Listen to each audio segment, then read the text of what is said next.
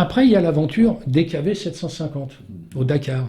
Parce que Philippe avait continué un petit peu lui aussi, Bien sûr. avec Sequoia, il continuait un petit peu ses rallyes.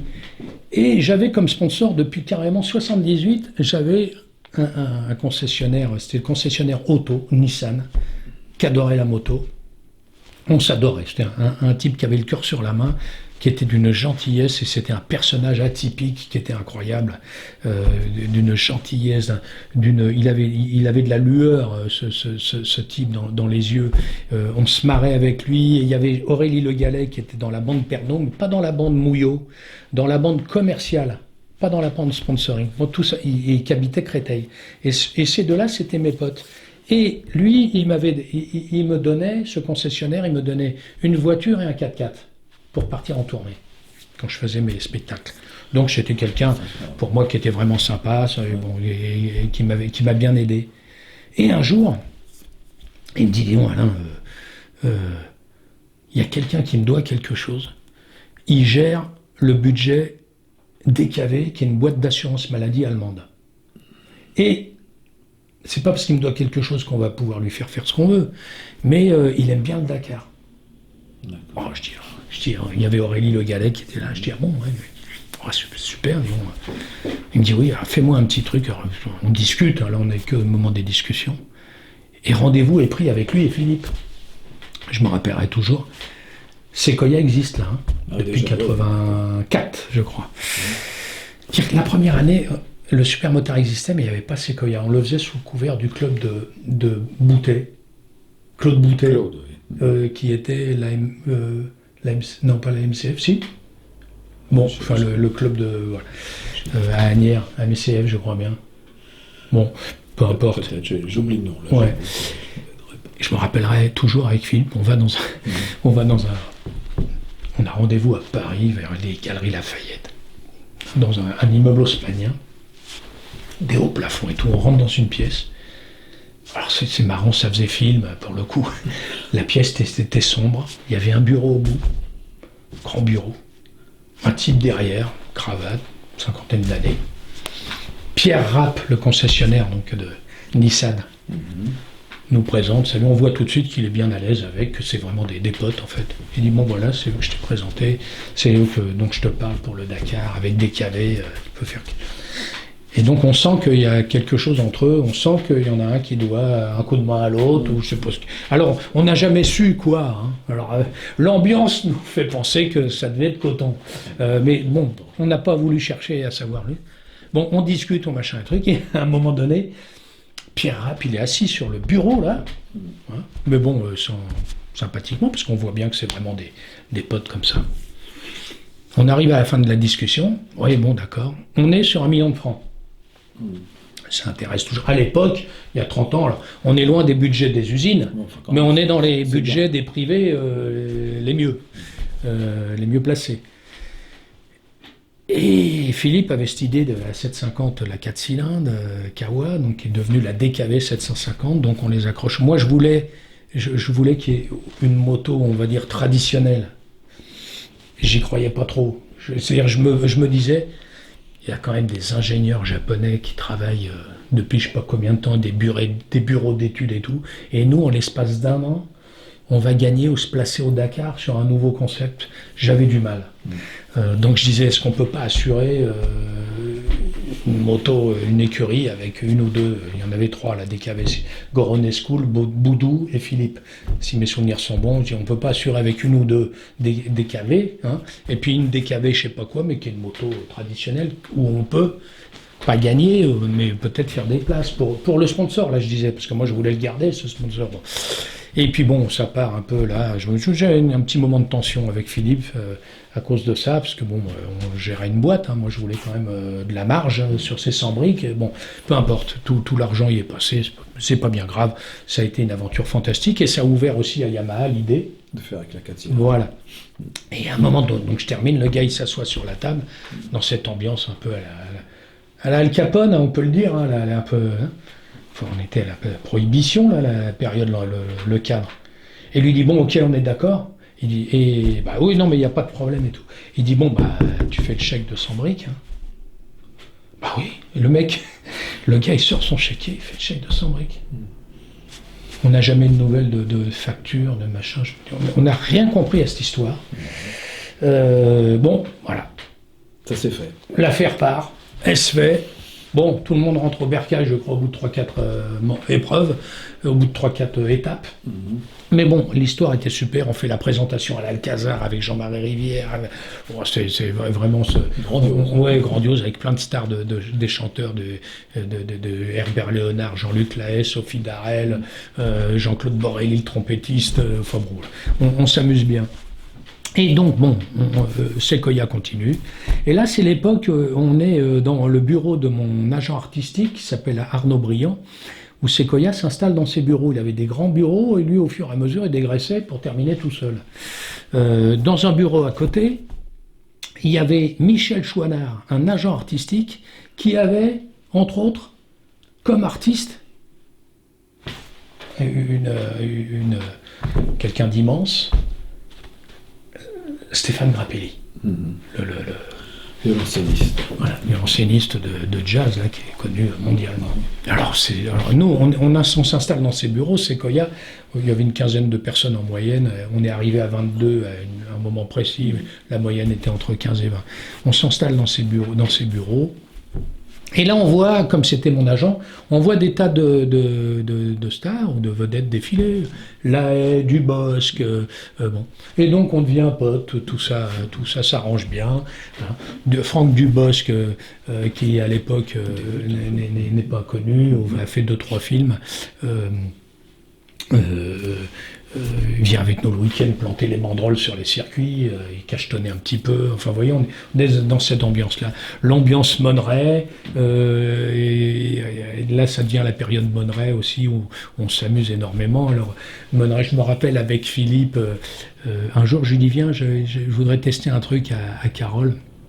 C'était rigolo, il me dit, oui, bon, on arrive à Carole.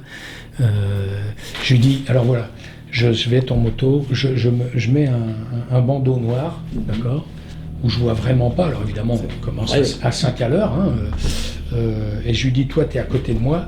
Quand je vais un peu trop à droite, tu klaxonnes un coup. Quand je vais un peu trop à gauche, tu klaxonnes 2 coups. Ce qui veut absolument rien dire, puisque après les klaxons, ils étaient tellement rapprochés, les coups de klaxon, que ça devenait n'importe quoi. Bon, enfin, on n'arrêtait pas de se planter. Enfin, avec Monneray, j'ai des bons souvenirs. Alors Monneray, lui, quand on sortait, Monneray aimait bien sortir, hein, le garnement à cette époque-là. Hein, il aimait bien.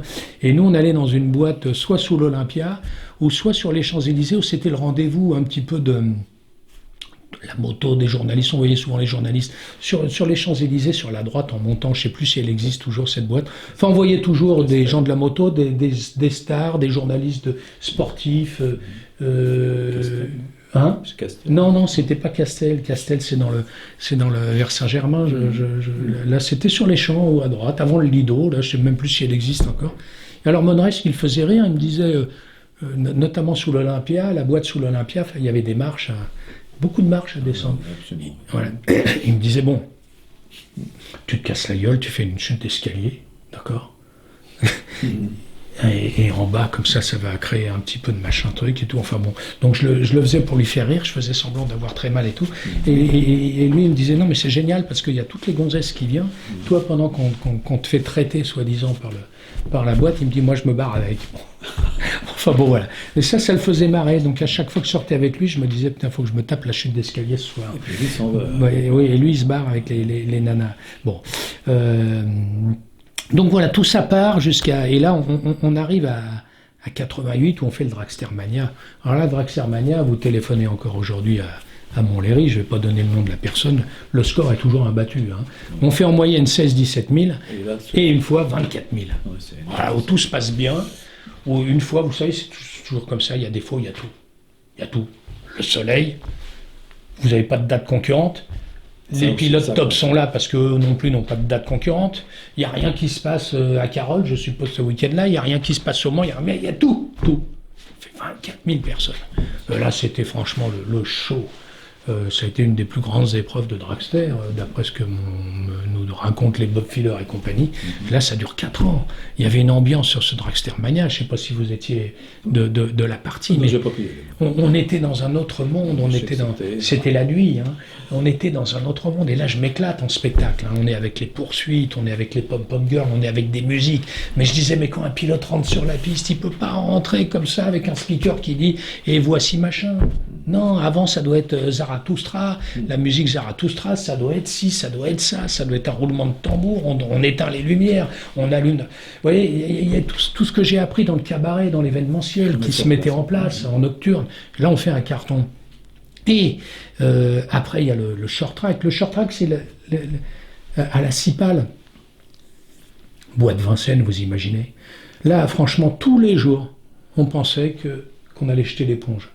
Parce que la Cipale, il faut savoir qu'elle est sur plusieurs communes. Oui, Paris, Saint-Mandé, vous avez Charenton, Vincennes. Saint-Mandé, Vincennes, Clary. Oui. Alors, nos hommes politiques, malgré tout, je ne vais pas dire trop de mal, puisqu'on a réussi à le faire. Ouais. Mais alors, quand un disait oui pour ça, ça emmerdait l'autre. Un qui disait oui, mais enfin là, il y a une parcelle qui est quand même chez moi. Il faut que je donne mon feu vert, il faut que je demande un machin, à 4. Il fallait jongler. Pour le coup, il fallait être habile. La mairie de Charenton qui ne supportait pas. Parce que la rue en face, on est sur Charenton. Charenton, face au bois, c'est quand même des gens, des retraités, des câbles calmes. Et là, c'est résidentiel. Résidentiel. Et là, nous, le bordel qu'on mettait, les motards qui arrivaient de partout, machin. Donc là, j'en ai bavé, et Joël Lenné m'a bien soutenu. C'est l'épreuve où je me suis le plus donné, le plus éclaté, parce que là, il y avait une levée de rideau à 20h, on était dans du spectacle. Hein. Levée de rideau 20h, ça se terminait à 23h, on était dans un spectacle. Et alors on présentait avec Philippe à cheval en Harley, alors on se pointait à cheval avec le drapeau Sequoia, il y avait tout un tas de trucs avec les pilotes comme Ricky Graham, Steve Moorhead.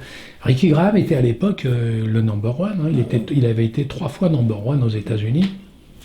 Il est mort. D'ailleurs, il a brûlé dans sa maison en 2002, je crois.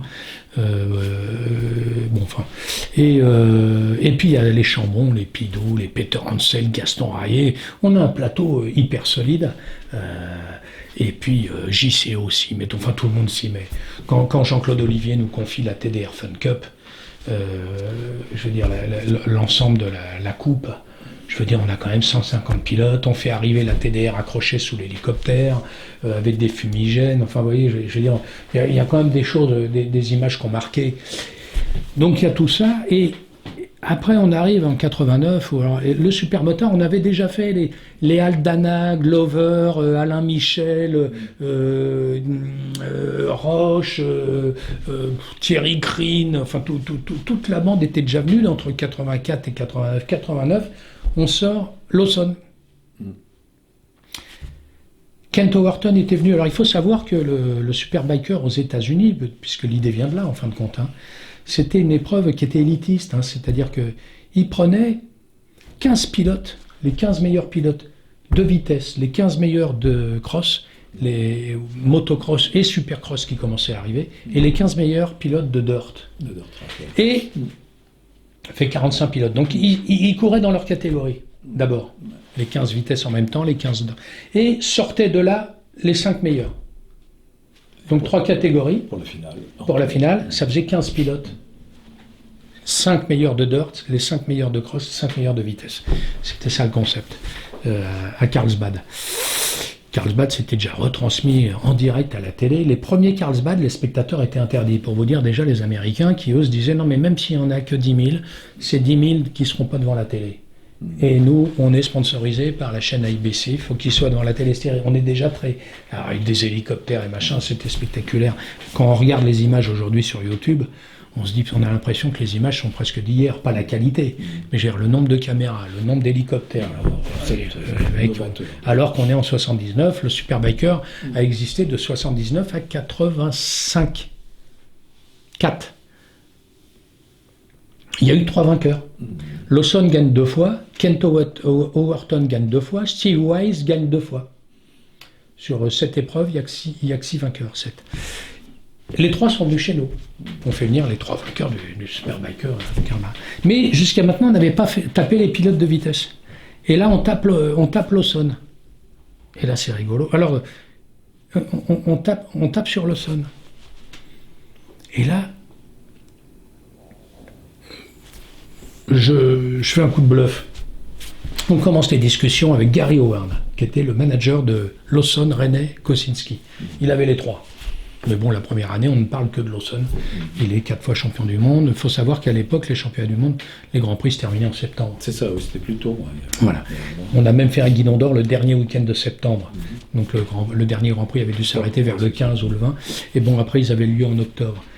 Et ils reprenaient en mars ou avril. Donc il y avait une plage de 6 mois où les pilotes, ce qui est plus possible aujourd'hui, hein, ils arrêtent en novembre, ils ont 3 semaines de vacances, ils reprennent les essais pour recommencer. Bon. Et on échange les trucs et j'ai rendez-vous. Là, on avait Chesterfield, on avait eu Kamel avant. Et après, on a basculé sur Chesterfield, qui un jour nous appelle et nous disent est-ce que vous pouvez venir nous voir alors qu'on était Kamel. Les affaires restant les affaires, par correction, on dit à Kamel bon, ben voilà, il nous donne tant, un contrat de 5 ans.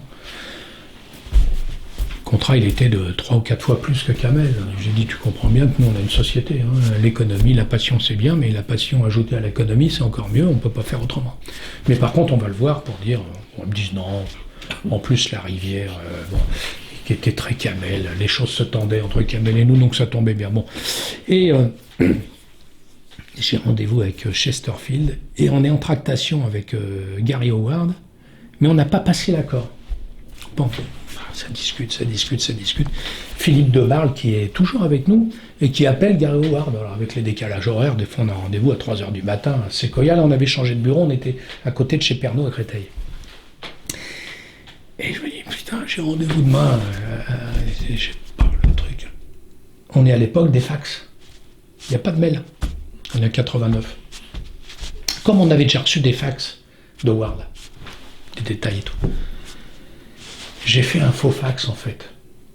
J'ai pris son en-tête et j'ai marqué un truc de style suite à nos différentes discussions. C'est OK maintenant, tout est clair, nous vous donnons l'accord pour Eddie Lawson et machin, un truc. Alors, j'arrive chez Chesterfield, sachant pas si je vais le sortir ou pas. Hein. Je me dis, il faut se méfier. Mais en fait, je me rends compte très vite, en rusant, qu'en fin de compte, parce que Chesterfield, c'est Marlboro. Hein. Oui, c'était le groupe Philip Morris, il y avait Marlboro. Et les pilotes, Lawson, René, Kosinski, étaient Marlboro. Mais ils disaient, comme le supermotard, le championnat de France, était aux couleurs de Chesterfield, ils avaient dit, on mettra, si vous avez des pilotes top, on les mettra en Chesterfield, des pilotes Marlboro. Mais ça s'arrêtait là, et je sentais que Marlboro France, Philip Morris France, qu'entre les Marlboro de chaque pays, ça se tire la bourre. Chacun garde son truc, et les gens pensent que pour la même boîte, on est tous ensemble. Non, ça se passe pas comme ça dans les entreprises. Chacun veut garder son truc. Presque vexé. Je parle alors, à Genève, Marlboro, on sent, on a des échos qui nous disent qu'à Genève, Marlboro est un peu vexé qu'on soit en contact avec des pilotes comme ça sans être passé par eux. C'est-à-dire que les gars se disent pas, c'est génial s'il y a des pilotes Marlboro qui viennent au supermotard. Non, on ne parle pas de ça. On parle pas de ça, on parle de... Il faut suivre les trucs. Mais si vous suivez le truc, vous ne l'avez pas. Je ne fais pas. Ils ont des contrats avec qui disent qu'ils doivent à Marlboro, je dis n'importe quoi, je dis Marlboro ou autre, tant de journées dans l'année qu'ils n'arrivent même pas à les avoir. Par exemple, ils doivent 5 journées à tel annonceur pour venir dédicacer. Les annonceurs tremblent avant de leur demander. Hein. Alors, ils arrivent à en tirer 2-3. Je vous parle à cette époque. Hein. Aujourd'hui, je suis moins dans les papiers de tout le monde pour savoir comment ça se passe. Bon, enfin, donc, je m'aperçois que je peux sortir le fax parce que la crainte, c'était qu'il appelle tout simplement Howard, Gary Howard, ou qu'il cherche à savoir. Et je m'aperçois que ça ne marche pas comme ça, qu'il ne peut pas le faire. Et puis moi, j'en rajoute une cause. Je lui dis, écoute, je me rappellerai toujours, il va se marrer s'il l'entend, c'était Jean-Louis Perficant et Rémi Gillot à l'époque, et Roger Padois. Mais le contact direct, c'est Jean-Louis Perficant. Je lui montre je lui dis, je te montre quelque chose, par contre, je te fais confiance. Faut rien dire. Parce que nous, on a un plan média, on veut faire la surprise, vous voyez, j'essaye de l'orienter. Je dis, mais à personne. Si tu dis à Marlboro Genève, ou je ne sais pas à qui ici, ou je veux dire, là tu peux me faire foirer le coup. Hein, parce que déjà, Howard nous a dit au téléphone de ne pas l'annoncer encore. Enfin, vous voyez, j'essaye de... Il me dit non, il regarde le truc, et puis oh la vache, il me dit ouais, super. En fait, j'arrive à avoir l'argent avant d'avoir le pilote. Donc ce qui fait qu'après, Extraordinaire. je peux avoir le pilote. C'est au niveau argent, hein, parce que le plus dur n'était pas l'argent en fin de compte. Hein. C'était aussi de les séduire. On est à l'époque où quand même les pilotes de ce niveau-là, on est dans l'équivalent de 2-3 millions d'euros. Ouais, c'est pas... Hein. Bon, pour tout vous dire, je sais que ça intéresse les gens, les primes de départ de ces pilotes étaient l'équivalent de 300 000 francs, 50 000 euros, d'accord, pour le Guidon d'Or. Bon, ils les prennent si on leur donne, mais je veux dire, ils sont pas non plus, ils l'auraient pas pris pour aller faire, je sais pas quoi. Là, comme il avait gagné 2 fois Lawson, le Superbiker de Carroll, on savait que c'était de Carlsbad, on savait que cette épreuve lui plaisait, on savait que la discipline au moins lui plairait. Bon, ça l'a accroché, ça lui a plu, donc après, mais c'était pas l'argent le problème. Mais pour lui, mais pour nous, bon. Et je me disais non. Alors moi, je faisais exprès de m'entraîner à être buté, je me disais, je ne donnerai jamais 30 briques à un pilote. Bon, ce qui est complètement ridicule. Il faut que ce soit quelqu'un qui nous les donne. Bon, enfin, donc je fais le coup à l'envers, donc j'ai l'argent, donc on peut signer définitivement avec Howard. Génial. Donc Lawson vient, et là, évidemment, notre cher milieu, je veux faire attention, parce que je voudrais pas qu'on pense que j'aime pas le milieu. Alors, dans le milieu, il y a les gens bien, et comme dans tous les milieux, il y a les gens pas bien. Je crois que la proportion, comme dans tous les domaines, malheureusement, il y a plus de gens... Moitié, parce que tu es gentil de nature, Jean-Claude. Je pense que c'est pas de moitié, je pense qu'il y a plus de gens jaloux, pervers, vicieux, que de gens bienveillants. Mais il y en a, et sans eux, on n'aurait rien fait. Donc il ne faut pas donner plus d'importance non plus aux malveillants qu'aux bienveillants. Ceci dit, je me rappelle d'une attachée de presse qui nous disait dans tes interviews, je ne parle pas pour aujourd'hui, mais à l'époque, ne parle pas de choses négatives, fais que du positif. Et je lui disais, ben non, mais dans le monde, il y a du négatif. Alors il faudrait... faire croire que tout est lisse, que tout s'est bien passé, que c'est un faux monde, quoi. J'ai dit non, je ferai pas. C'est une erreur de communication pour toi. C'en est peut-être une d'ailleurs, je ne sais pas. Enfin bon, là tout le monde nous dit, Lawson, il va venir prendre sa prime. Tu penses qu'il va pas risquer la saison d'après, il va pas risquer de se blesser pour ces grands prix. Et moi je me dis, je crois pas à ça. Des compétiteurs sont des compétiteurs. Alors, je ne suis pas en train de vous dire qu'il va prendre des risques incommensurables. Je veux dire, s'il y avait un paquet de 10 devant lui et que c'était tous des cinglés, que s'il fallait les passer, je suppose qu'il aurait pas fait... Mais je me dis non, j'y crois pas. Je crois pas à ça. Un compétiteur reste un compétiteur. J'ai jamais fait de compétition, mais dans mon métier, la cascade, il y a de la compétition. Je dis un compétiteur reste un compétiteur. Si tout est bien, si la moto est bonne, le circuit est bien, si tous les pilotes sont corrects. Bon. Mais enfin bon, tout le monde disait, ça se trouve, il viendra pas. Enfin, des trucs. Et puis il va rien faire. Et puis tu vas voir, parce que Lawson, il est plutôt fort. Hein. Donc tu vas voir, les journalistes, il va pas vouloir. Et bing, Lawson, je vais l'accueillir avec 2 bars là. À Roissy. Et on parle au début, bonjour, il arrive en Bermuda. Bon, ça, les gens qui ont l'habitude de voyager, c'est pas un problème. Les combinaisons arrivaient directement chez nous, lui il se pointait avec rien. Et directement, Philippe commence à lui dire un truc, Philippe Debarle commence à lui dire un truc du genre, aujourd'hui il y a ça en presse.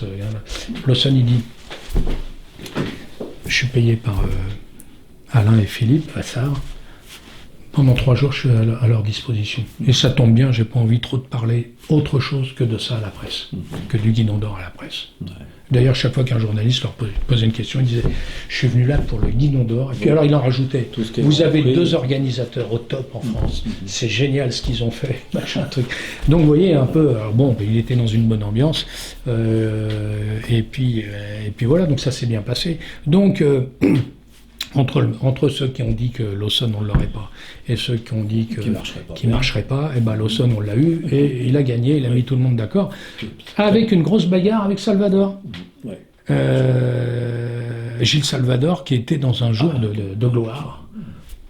Et d'ailleurs Lawson nous avait dit mais c'est qui ce mec qui est dans la parabolique en bitume, hein, la parabolique de bitume, donc de vitesse.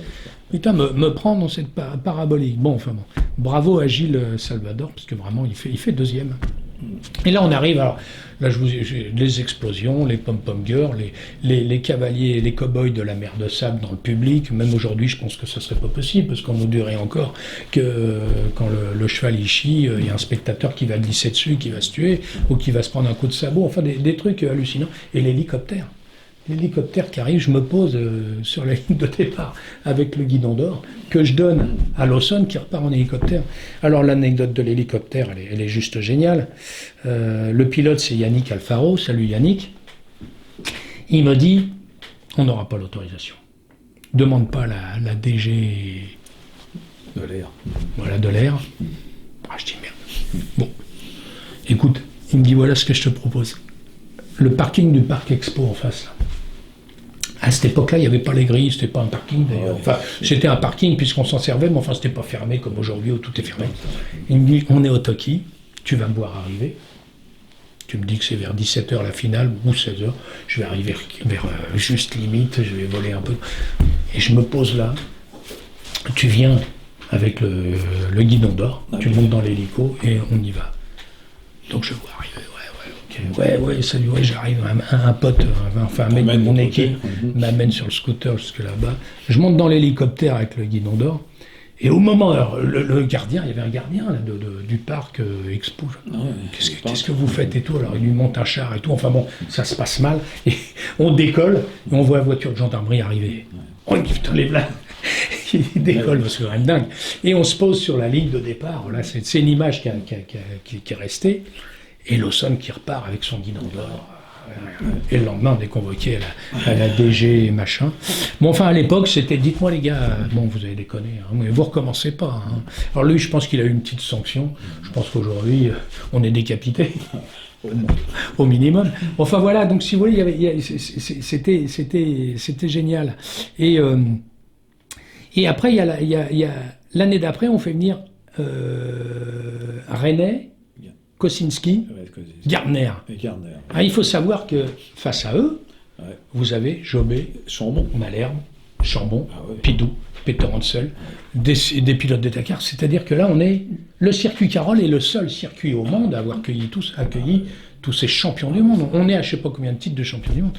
Alors là, c'est René qui gagne. Anecdote au niveau de René.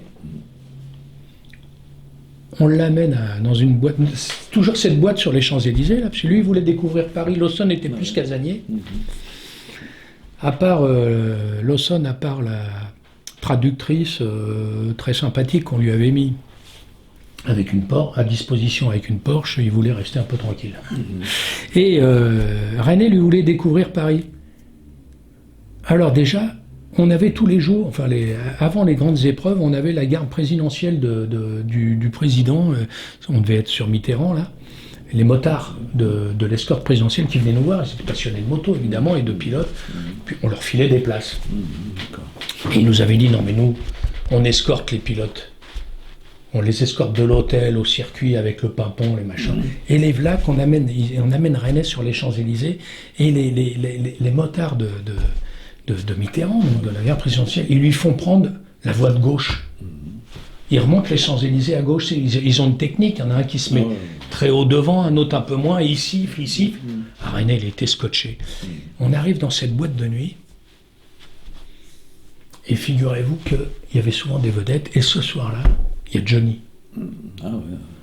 Et vous savez pas, René nous dit, c'est Johnny Hallyday, il le connaissait. Alors que Johnny n'est pas une star aux États-Unis. Je peux faire une photo avec lui, connaissait Johnny, c'était dingue. On va voir Johnny qui était en train d'embrasser sur un canapé, un sofa de la boîte de nuit, une jolie blonde sur la gauche, tout en caressant une jolie brune sur la droite. Dans un état super, à la Hallyday. Johnny, tu vas bien faire une photo avec René. Alors il y a Billon qui était là. Pierre Billon. Oui, qui était là, avec qui on était passé. Est-ce que tu peux pas si Pierre s'en rappelle. Je suppose que oui, mais enfin il a dû vivre tellement de trucs avec Johnny que... Et donc Johnny se lève. Bon, là franchement il n'était pas bien. Hein. Il avait bu beaucoup d'eau et il n'était pas bien. Il arrive sur René, sur la piste, et il va pour l'embrasser, tombe sur lui. Les deux Les deux sont au sol. Une cascade, peut-être. Une vraie cascade. Les deux sont au sol, René en dessous, et vous savez ce que c'est un corps mort qui a bu? Ouais, c'est très lourd. C'est très lourd, il s'en sortait pas. On voit notre Wen ramper en dessous et arriver à sortir. Ouais. Une des deux nanas qui va sauver la star Johnny, l'autre le prend mal. Ah oui.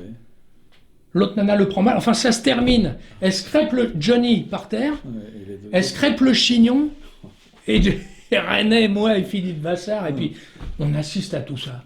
On dit, les deux nanas sont en train de se battre, Johnny est au milieu. Il y a que le- Et donc voilà, et ça, on va jusqu'en 93 avec tout ça, donc le short track, le Dragster Mania, le championnat de France super motard, Et le guidon. et le Guidon d'Or.